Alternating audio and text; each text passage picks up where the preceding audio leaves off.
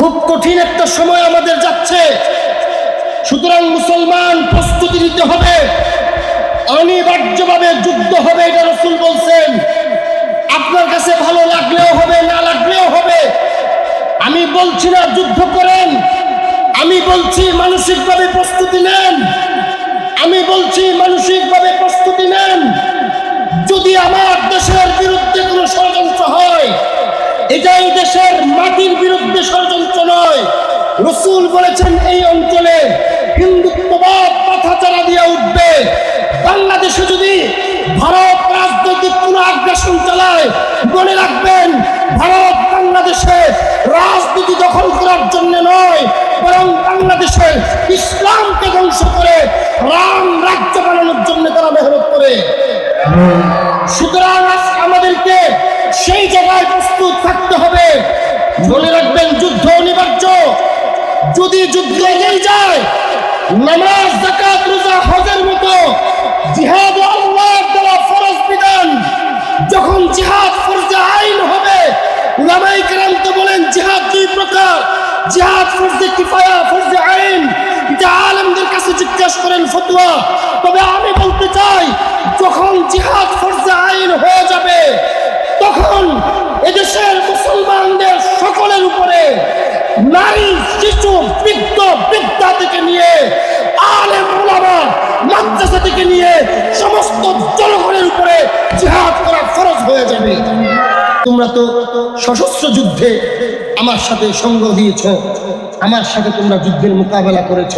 তোমরা কি বলো, এই মিডিয়ার যুদ্ধেও কি আমার সাথে সঙ্গ দিবা তোমরা? সাহাবায়ে কেরামকে রাসূল বললেন, ওরা যে এখন থেকে অপপ্রচারের যুদ্ধ করবে, ওই যুদ্ধে তাদের জবাব দেওয়ার জন্য তোমরা কি আমার সাথে থাকবা? সাহাবায়ে কেরামের মধ্যে 3 জন সাহাবী দাঁড়াইলেন। তখনকার অপপ্রচারের মাধ্যম ছিল, এখন অপপ্রচারের মাধ্যম হলো মিডিয়া, ফেসবুক, ইউটিউব, এরকম সংবাদ মাধ্যম, মিডিয়া, ভিডিও স্কিপ, এই যে আরো যা কিছু আছে এগুলো। আর তখন ছিল কবিতা আবৃত্তি এবং বক্তব্যের মাধ্যমে। তখন কবিতা আবৃত্তির একটা যুগ ছিল, কিছু হলেই কবিতার মাধ্যমে প্রচার করা হয়, মানুষ এটা গুরুত্ব দিয়ে শুনে এবং গ্রহণ করে। সাহাবায়ে কেরামের মধ্যে 3 জন দাঁড়াইলেন।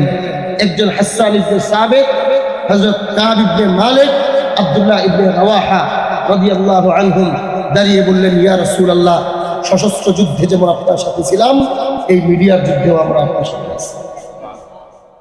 আমার প্রিয় ভাইরা, এই 3 জন সাহাবায়ে কেরাম ছিলেন এই অপপ্রচারের দমনের যুদ্ধের অগ্রনায়ক। ওনারা ভাগ করে নিয়েছেন।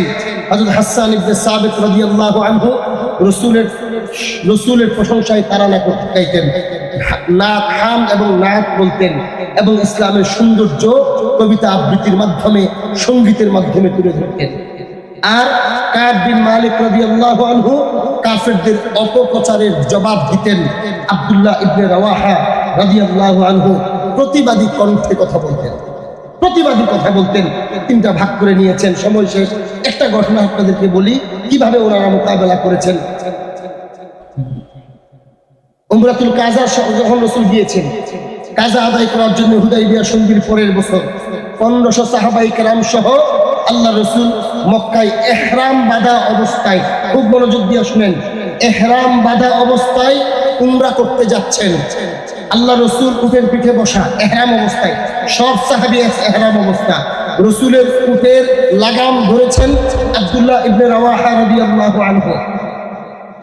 সব সাহাবায়ে কেরাম ইহরাম অবস্থায় কি পড়বে? তালবিয়া পড়ে। সবাই তালবিয়া পড়তেছে, লাব্বাইক আল্লাহুম্মা লাব্বাইক। আর আব্দুল্লাহ ইবনে রাওয়াহা রাদিয়াল্লাহু আনহু আগে আগে রাসূলের ঘোড়ার লাগাম ধরে হাতে, আর বলে কবিতা আবৃত্তি করে, সঙ্গীত গায়, প্রতিবাদী সঙ্গীত। আজকের আমাদের সঙ্গীত অনুষ্ঠানে কয়েকজন দেখবেন প্রতিবাদী সঙ্গীত গাবে, আছে না?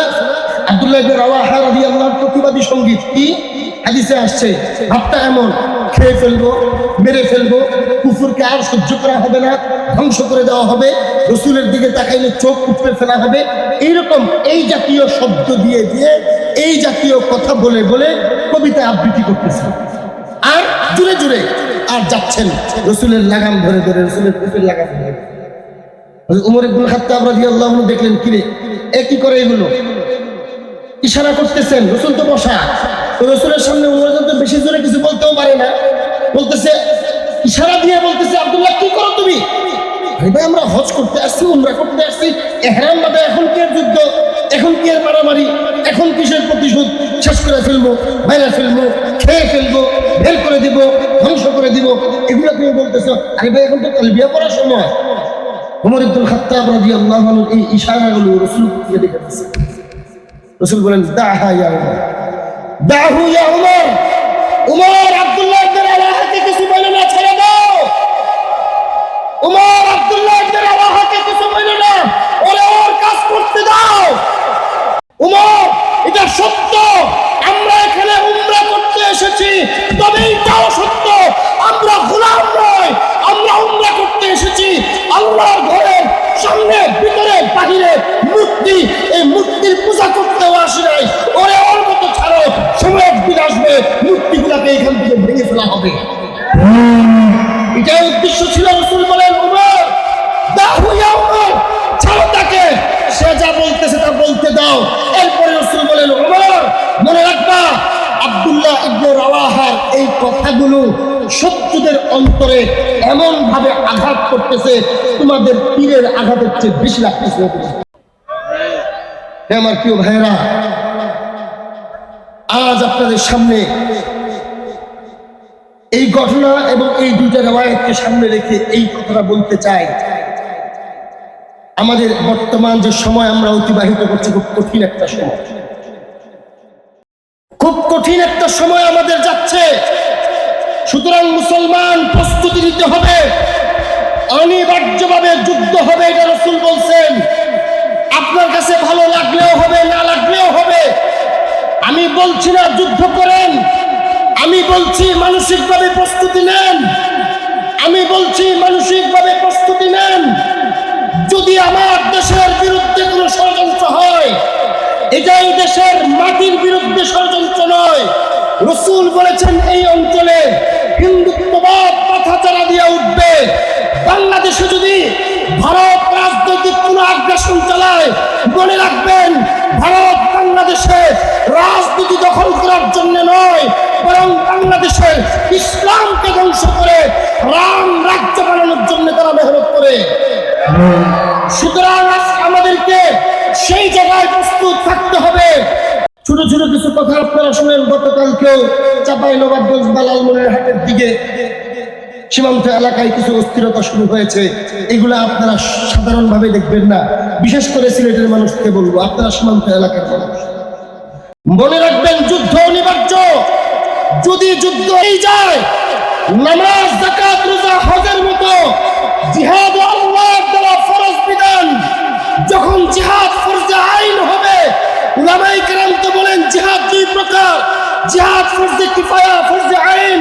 এটা আলেমদের কাছে জিজ্ঞাসা করেন ফতোয়া। তবে আমি বলতে চাই, যখন জিহাদ ফরজে আইন হয়ে যাবে, তখন এদেশের মুসলমানদের সকলের উপরে, নারী, শিশু, বৃদ্ধ,